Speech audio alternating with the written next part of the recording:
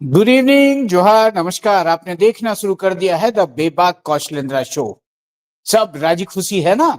सब ठीक ठाक? चलिए, ठीक ठाक रहना है, लेकिन राजनीति में सब ठीक ठाक नहीं है भाई।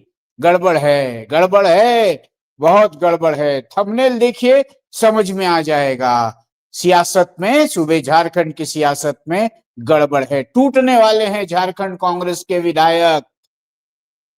जी हाँ, कांग्रेस में टूट फूट होने वाली है।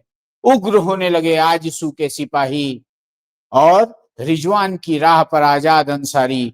क्यों करने लगे जयराम मुर्दाबाद।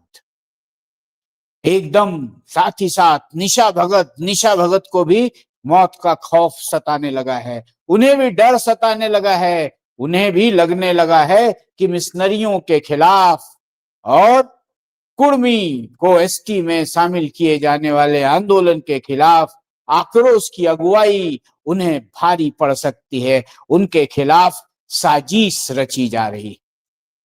चलिए आगे बढ़ते हैं। मुख्यमंत्री हेमंत सोरेन ने, मैंने आपसे कहा था, उतरेंगे घाटशिला के रण में। घाटशिला के रण में हेमंत सोरेन उतरे और हेमंत सोरेन ने घाटशिला की फिजा बदल दी। पहले से भी सोमेश सोरेन की हवा बह ही रही थी। इनडायरेक्ट वे में भी आप समझते ही है ना, मैं बता ही रहा था। लेकिन मुख्यमंत्री ने आज से खुद से कमान संभाल ली। पहले से सिपाही लोग थे, आज उन्होंने जनता से जमकर संवाद किया और बताया क्यों नहीं सोमेश को अब तक मंत्री बनाया, क्यों है सोमेश कोरा कागज, सोमेश को क्यों लंबी रेस का घोड़ा बनाना चाहते हैं सीएम हेमंत सोरेन। मैंने आपको बहुत पहले ही बता दिया था कि कोल्हान में एक बड़ा संथाल चेहरा खड़ा करने की मंशा रखते हैं मुख्यमंत्री हेमंत सोरेन, और सोमेश चंद्र सोरेन को उसी चेहरे के रूप में स्थापित करने की पूरी पटकथा लिखी जा चुकी है। और आज मुख्यमंत्री ने भी उस बात की पुष्टि कर दी कि सोमेश कोल्हान का एक बड़ा संथाल चेहरा होंगे। और सोमेश की जीत के लिए मुख्यमंत्री ने आज घाटशिला की जनता से संवाद किया। अब 11 तारीख तक बस सस्पेंस बना रहेगा। 14 को मतदान होगा, 11 को जनता अपना वोट डाल देगी। इस बीच जेएलकेएम के लोग भी घूम रहे हैं।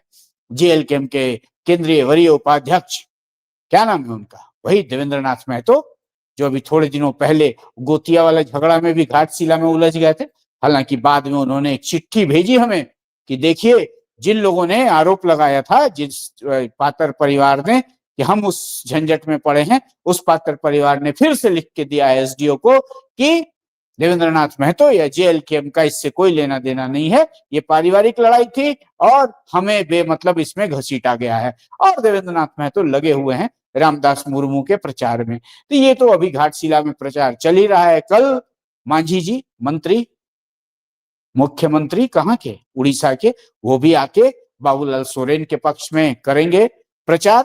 बाबूलाल सोरेन के लिए पिताजी जहां उनके चंपाई सोरेन लगे ही हुए हैं, साथ ही साथ कल भाजपा के उड़ीसा के मुख्यमंत्री भी आएंगे। और अब धीरे धीरे घाटशिला का रण भीषण होता जा रहा है। सब लोग जोर लगा रहे हैं और जेएलकेएम की टीम और जेएमएम की टीम तो पहले से लगी हुई है। जयराम महतो भी 6 तारीख से एकदम ताबड़तोड़ रोड शो करेंगे। मतलब पूरा घाटशिला का रण एकदम टनाटन दिखेगा। और क्या होगा अभी से उस पर हम लोगों को कुछ कहना नहीं चाहिए, लेकिन आप लोगों को चीजें स्पष्ट दिख ही रही है। लेकिन फिलहाल मैंने कहा कि सूबे की राजनीति में सब गड़बड़ चल रहा है, तो गड़बड़ क्या चल रहा है वो जान लीजिए। कांग्रेस के पूर्व प्रदेश अध्यक्ष, पूर्व सांसद, विधायक, कौन, प्रदीप कुमार बलमुचू। प्रदीप कुमार बलमुचू ने आज स्वराज पोस्ट के उन आकलनों की पुष्टि कर दी जो हम एकदम जब से बिहार में टिकट बंटवारा को लेकर महागठबंधन में खटर पटर शुरू हुआ ना, उस वक्त जो बात मैंने कही थी उसकी पुष्टि प्रदीप बलमुचू ने भी कर दी। प्रदीप बलमुचू ने कहा कि कांग्रेस को तोड़ने की फिराक में है जेएमएम। कांग्रेस टूट सकती है। जिस तरह से झारखंड मुक्ति मोर्चा के लोगों ने कहा है कि 14 तारीख के बाद महागठबंधन की समीक्षा होगी, उसका सीधा अर्थ यही है कि कांग्रेस के विधायकों पर उनकी निगाह बनी हुई है। और कांग्रेस को भी, क्योंकि अब जेएमएम को सीट नहीं मिली बिहार में, राजद ने सीट नहीं दी, तो राजद तो निशाने पर है ही है, साथ ही साथ कांग्रेस में भी टूट फूट होगी। देखिए, बिना आग के धुआं नहीं उठता। प्रदीप बलमुचू अध्यक्ष रहे हैं कांग्रेस के लंबे समय तक, सोनिया गांधी, राहुल गांधी के बहुत नजदीकी कहे जाते हैं। हालांकि बीच में कांग्रेस छोड़कर आजसू में भी गए थे, इधर उधर भी गए थे, फिर लौट कर आ गए हैं कांग्रेस में। इस दफा भी जेएलकेएम की ओर से इनकी ही उम्मीदवारी की चर्चा हो रही थी, लेकिन बस चर्चा होती रही। बलमुचू जी आए थे रांची में एक बैठक में शामिल होने, और उन्होंने सीधा सीधा महागठबंधन की सरकार के मुखिया हेमंत सोरेन और झामुमो के लोगों पर ठीकरा फोड़ दिया कि ये 14 के बाद समीक्षा की बात कुछ नहीं है, ये लोगों ने पटकथा लिख दी है, कांग्रेस के विधायक इनके संपर्क में हैं और कांग्रेस में तोड़ फोड़ होगी, राजद में तोड़ फोड़ होगी, और 14 तारीख के बाद यहाँ का सिनेरियो बदल देना चाहते हैं झामुमो के लोग। अब कांग्रेस के विधायक टूटेंगे, प्रदीप बलमुचू जी कह रहे हैं, हल्के नेता तो है नहीं, हाँ, कांग्रेस के अध्यक्ष रह चुके हैं, सांसद रह चुके हैं और विधायक भी रह चुके हैं। अब इनके जैसे सीनियर लीडर की ओर से जब ऐसी बातें कही जा रही है सार्वजनिक तौर पर मीडिया में, तो उन अनुमानों की पुष्टि तो होती ही है ना कि सब कुछ महागठबंधन में ठीक ठाक नहीं चल रहा है। ठीक ठाक नहीं चल रहा है मतलब हेमंत सोरेन की चुप्पी के पीछे बहुत बड़ा राज छुपा है, और हेमंत सोरेन की इस चुप्पी का, या कहिए कि बिहार चुनाव के बहाने जिस तरह से महागठबंधन या इंडिया ब्लॉक ने झामुमो की अनदेखी की है, उसका हिसाब किताब बराबर करने की पूरी पटकथा लिखी जा चुकी है। अब प्रदीप बलमुचू के इस बयान के बाद सियासत में और उबाल तो आएगा ही, जो भी उबाल आएगा उससे हम अवगत आपको कराते रहेंगे। तो ये तो हुई कांग्रेस में टूट फूट की बात। रही बात निशा भगत की। निशा भगत जो लगातार मिशनरियों पर प्रहारक हैं, धर्मांतरित ईसाइयों के डिलिस्टिंग की बात कर रही हैं, जो धर्मांतरित आदिवासी हैं, जो ईसाई बन गए हैं, उन्हें एसटी का दर्जा ना मिले, कुर्मी को एसटी में शामिल किए जाने की मांग को नहीं माना जाए, ये लगातार निशा भगत इस बात को लेकर दौरे दर दौरे किए जा रही हैं। लेकिन निशा भगत डरी हुई है। निशा भगत ने स्वराज पोस्ट से मुझसे सीधे बात करते हुए कहा कि मुझे भय है कि मुझे रास्ते से निपटा दिया जाए, क्योंकि मुझे इस बात की भनक लग रही है कि मिशनरियों के लोग और कुछ कट्टरपंथी लोग मुझे झारखंड की सियासत से किनारे लगा देना चाहते हैं। मेरी उग्रता, मेरा विरोध उन्हें पसंद नहीं आ रहा है। अब निशा भगत का ये खौफ, मतलब सूबे की सियासत, आने वाले दिनों में युवाओं की जो सियासत है वो कहीं खुरेंजी ना हो जाए, क्योंकि इसके आसार दिखने लगे। निशा भगत जहां कल तक जयराम महतो पर हमलावर थी कुर्मी एसटी को लेकर, मिशनरियों के खिलाफ उन्होंने मुहिम छेड़ रखी है, सरना समितियों में आपस में खींचातान है, आदिवासी संगठनों द्वारा निशा भगत को स्टेज से धकेलने, मारने पीटने की घटनाएं हो रही हैं। इन सब के बीच में निशा भगत का यह आशंका व्यक्त करना, जाहिर करना कि मेरे खिलाफ साजिश रची जा रही। निशा भगत ने यहां तक कहा कि यदि मुझे भाजपा ने प्रायोजित कर रखा है, पूर्व मुख्यमंत्री रघुवर दास ने प्रायोजित कर रखा है, तो रघुवर दास से क्यों नहीं पूछा जाता कि मैं उनकी प्रायोजित हूं या नहीं। मतलब निशा भगत का कहना था कि मुझे इसी तरह बलि का बकरा बनाया जा रहा है, क्योंकि मैंने आंदोलन छेड़ रखा है, मैंने धर्मांतरित आदिवासियों की डिलिस्टिंग की बात की है, मैंने कुर्मियों को एसटी में शामिल नहीं किए जाने का जोरदार आंदोलन चलाया। ये तो निशा भगत की बात हुई। वहीं आजसू सुदेश महतो की आजसू के जो काडर हैं वो अब अपना संयम खोते जा रहे हैं, संयम खोते जा रहे हैं। लगातार जयराम महतो पर प्रहारक हैं। और पहले जब ये लड़ाई जो है सियासी लड़ाई के रूप में चल रही थी, अब ये सोशल मीडिया पर सरेआम गाली गलौज में उतर आई है। हाल के दिनों में टिकैत महतो, जो कि आजसू के एक पदधारी हैं, उन्होंने बड़ा घाट, ऊपर घाट, झरिया, बोकारो का जिक्र करते हुए, डुमरी का जिक्र करते हुए जेएलकेएम सुप्रीमो जयराम महतो के खिलाफ जिस तरह से विष वमन किया है, यह संकेत है कि आने वाले दिनों में युवाओं का ये आंदोलन, युवाओं की ये राजनीति आजसू बनाम JLKM खुरेंजी में ना तब्दील हो जाए।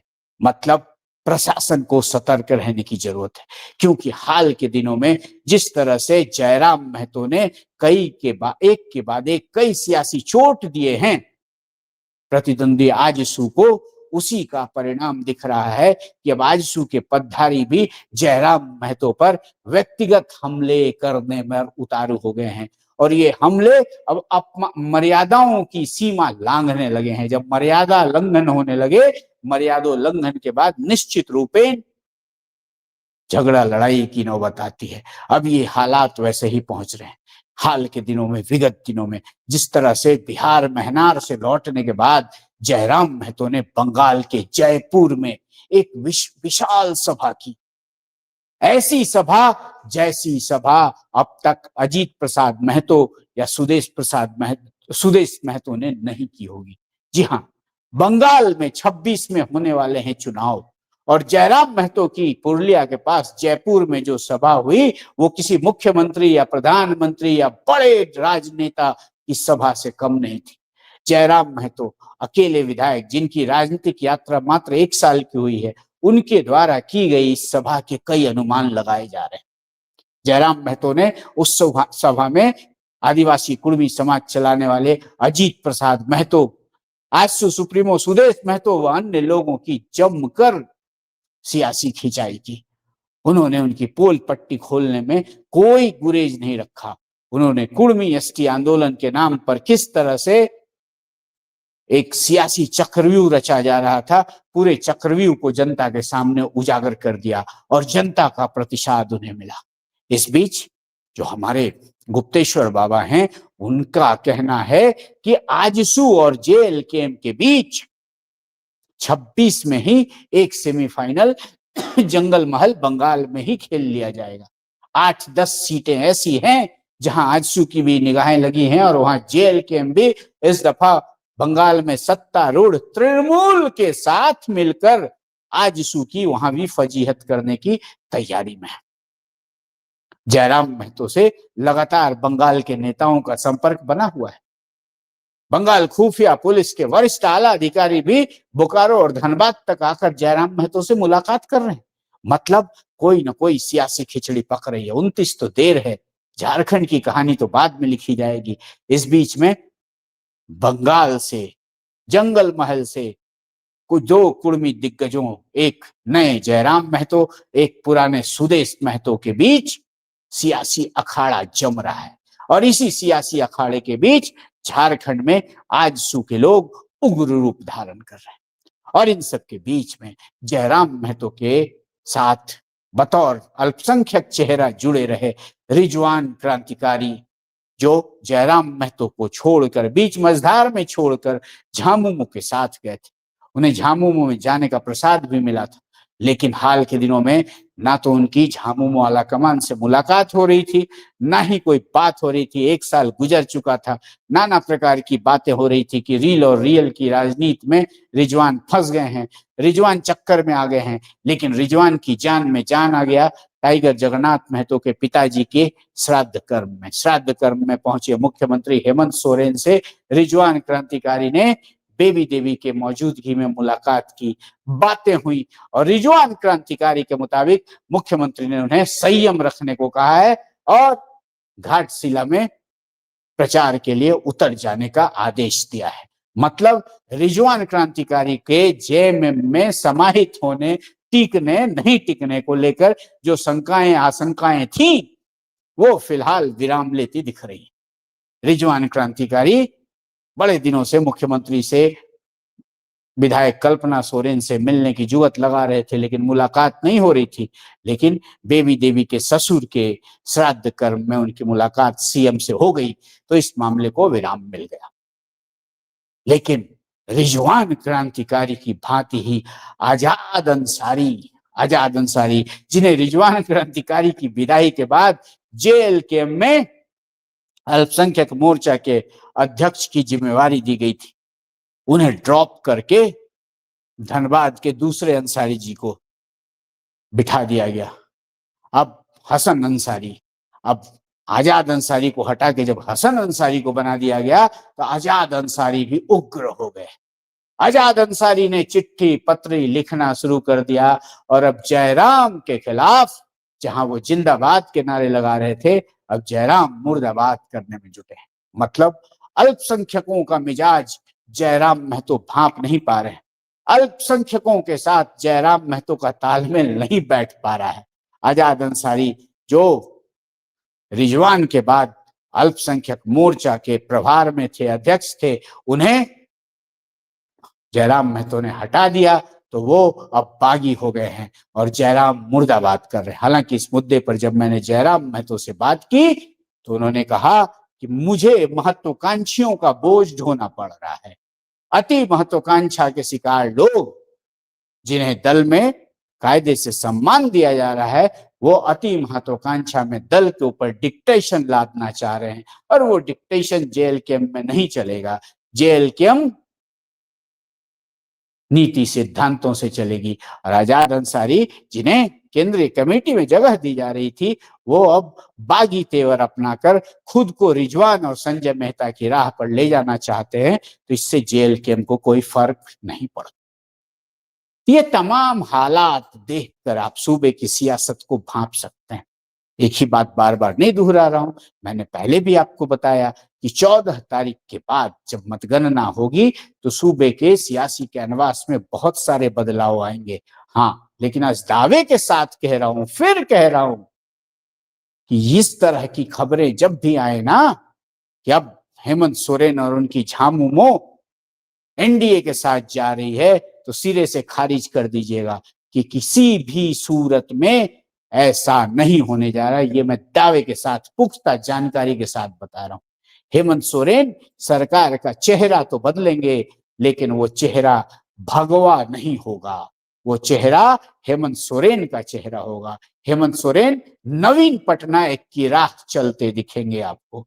अब कांग्रेसी खेमे से बलमुची जी ने तो इसकी पुष्टि कर ही दी। घबराहट में राजद के लोग भी हैं। बदलाव तो आएगा। फिलहाल घाटशिला उपचुनाव तक अल्प विराम लगा हुआ है। अब पूर्ण विराम और परिवर्तन के बाद नए आरंभ की क्या क्या होगी घटनाएं, परिघटनाएं, निशा भगत का डर कैसे होगा दूर, जयराम महतो और सुदेश महतो के बीच जारी ये सियासी अदावत कहीं खुरेंजी में तो तब्दील नहीं होगी। इन तमाम चीजों पर हमारी निगाह बनी रहेगी। आप अपनी निगाहें बनाए रखिए स्वराज पोस्ट के साथ और देखते रहिए बेबाक कौशलेंद्र शो। अब तक आपने हमारे YouTube चैनल को सब्सक्राइब नहीं किया है तो कर लीजिए। फेसबुक पर देखते हैं तो हमारे पेज को लाइक कीजिए, फॉलो कीजिए। आज के लिए इतना ही, दीजिए इजाजत। जोहार।